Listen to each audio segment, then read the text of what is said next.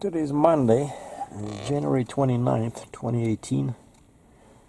I'm in Guelph, Ontario, and yesterday you saw me go to the river in Hamilton. It was a beautiful day.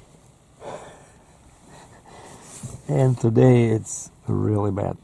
It's snowing, so some accidents on the freeway. So the winter took a relapse. And then it lapsed. And then it lapsed right back. You guys can see me, right? Okay. So, what we're gonna talk about is maybe the truck or the money or the Ford. Well, at least the weather over here is -3 Celsius. And I wanted to feel better, so I called a friend of mine in Alberta. I said, how are you guys doing over there? How is the weather? And the guy says, -13, wind chilled -20. And he says this week they promise -20 for real, with like actual, which is very cold. In Fahrenheit, I cannot tell you, but basically if you stand outside 5 minutes without a coat, you'll die. So I feel better that I'm not in Alberta. Now, I called Ford customer service and asked them if I should be afraid of my car now is that it's possessed. And they said, did you go to your friendly neighborhood dealer? I said, well, I don't like him very much. I have a bad relationship with him because if you know about because of that axle ratio change thing, right? When they tried to do it and they screwed up my exhaust, I left them bad feedback.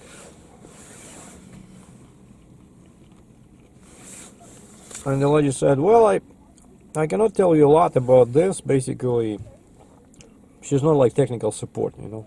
She's sending you to the dealer, and she says, if you live in Cambridge, it does not mean that you have to go to a Cambridge dealer. You can go to any Ford dealer. And so I found a dealer in Kitchener. We have like, we call it, you know, Tri-City, Cambridge, Kitchener, Waterloo. And this is about 1 hour west of Toronto. And I called them, I booked an appointment. And so I'm going there tomorrow. That was the earliest. And because actually customer service lady, she could not help me much, but she did say that it's something, it's not supposed to be like this, you know. The car is not supposed to lock the doors with the engine running if it's not moving, right? So I said, okay, let's check it out.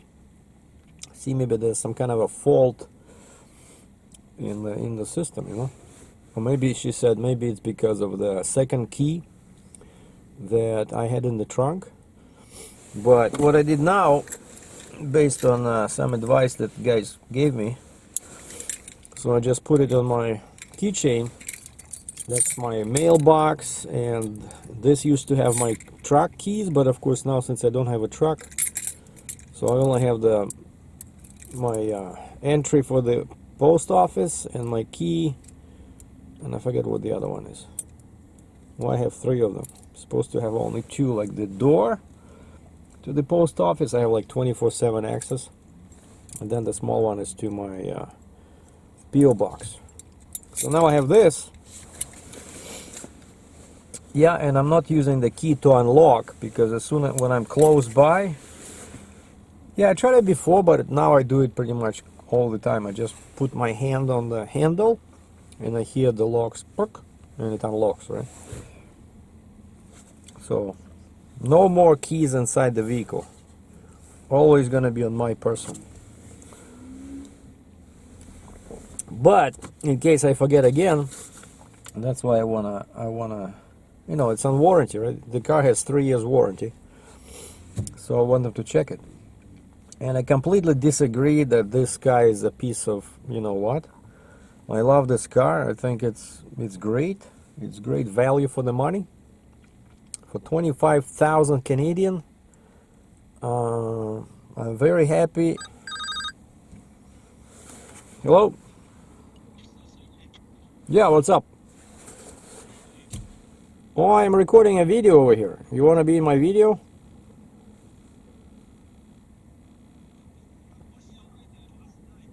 You watched my video last night? Hold on, I'm gonna... Yeah, I did 2 videos. Hold on, guys. I'm gonna put you on pause. I gotta talk to this guy. He doesn't want to be in my video. Yeah, that was a friend of mine calling. He works for Landstar. And he's buying a double drop trailer. Extendable. He decided to go with the extendable 35 ton. I still cannot believe how high the price is, you know. It costs more money than my 55 ton lowboy, because this one is extendable and it has a flip axle. So basically 3 axles, one is a flip, and it has a long well, I think it's like almost 29 feet. But I wanted to finish with the car. Sorry, what is this? So the car is not expensive. My car is not expensive. It's good quality. That's why they want to spend twice the amount on a GT, you know, V8, because that's crazy. Over here it was 52,000 bucks Canadian. So tomorrow I'm going for the appointment to fix see what the problem is with the locks. And some other comments, people get very upset when they see my fundraiser on Facebook. And I understand that.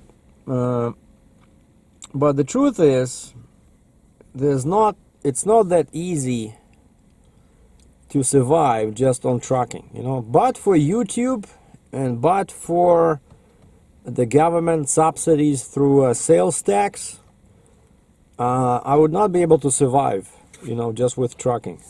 And to be more specific, you might be surprised to hear is that last year I made $500 from trucking. If you look at I look at my revenue, I deduct my expenses, the result is $500. I kid you not, for the whole year. So the rest is from YouTube, and the rest is from the government, like the tax subsidies, you know. So the truck, the trailer, it's all very expensive. And plus 9 months out of this year, you know, 2017, I worked as an owner-operator, leased to another company. And that's, of course, never a good deal, especially when the company in question has company drivers. So you always compete, because you owner-operator, they don't make as much money on you. It's much more beneficial for the company to send a company driver, right? And I think there was, you know, I sat a lot at home without moving, and then I lost a couple of loads because of my trailer, but that was not such a big deal. But anyway, these numbers with this magic $500, that's me being an owner-operator, because only the last pretty much 2 months in the year I went independent, right? So, and that's what I'm trying to say, is that there's no money, you know. After you pay all the expenses, it's kind of like a lifestyle, you know. And but as a career, like a lot of people, you know, have some wrong ideas about this, thinking that, you know, once you pick up a 55-ton, you know, lowboy trailer, or I don't know, 35-ton lowboy trailer, like your future is paved in gold, you know. And that's why I have, you know, that's why I'm in trouble now with this truck.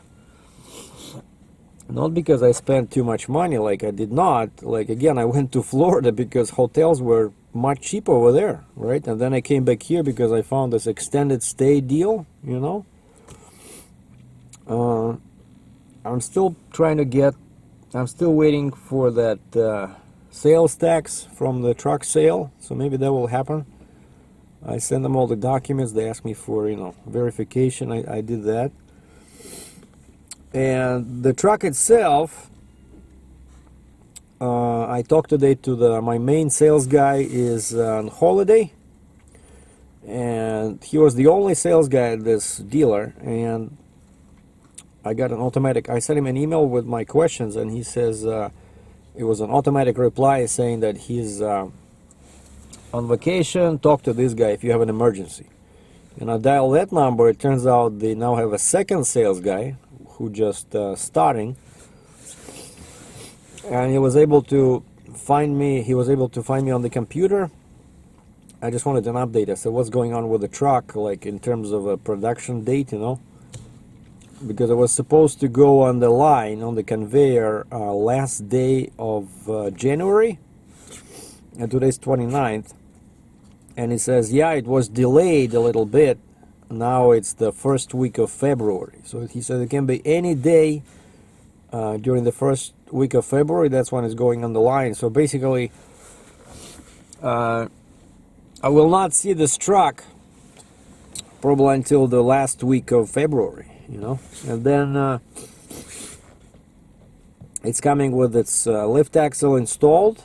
But what they have to do here, once it's in Ontario, they'll have to install the wet line PTO, and they have to install, that can take a couple of days, and they have to install the flashing lights. Those will not be installed at the factory, I don't think.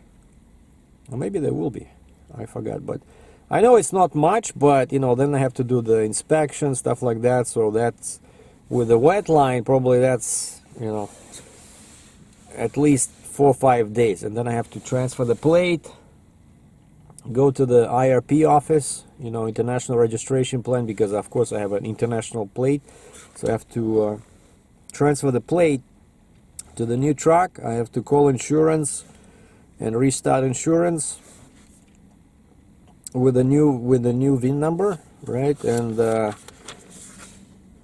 but I don't even know the VIN number yet, so I cannot do anything now. You know, I think they only know the VIN number, the full number, when the truck is pretty much done on the conveyor, you know. And that's what I wanted to mention. So no money in trucking, and that's why I was asking people for help, right? So if you don't want to help, you can still enjoy these free videos, right? So I'm not charging any money. I try sometimes just to test the waters, and I get a lot of negative feedback from people that will rather kill themselves than pay $1 for a video. When you go to a grocery store and you look at people, or department store, Walmart, and you look at people pushing those carts with $200 worth of food, and that's fine, but you ask them for $1 for a video on YouTube, all hell breaks loose. People start crying, you know, they're losing consciousness, you know, oh my God. So it's just funny, you know. But hopefully things will turn for the better. Just like I hope this weather will eventually we'll have some clear skies, and, you know, and no snow. So I'm still positive, I'm still optimistic, not losing any hope.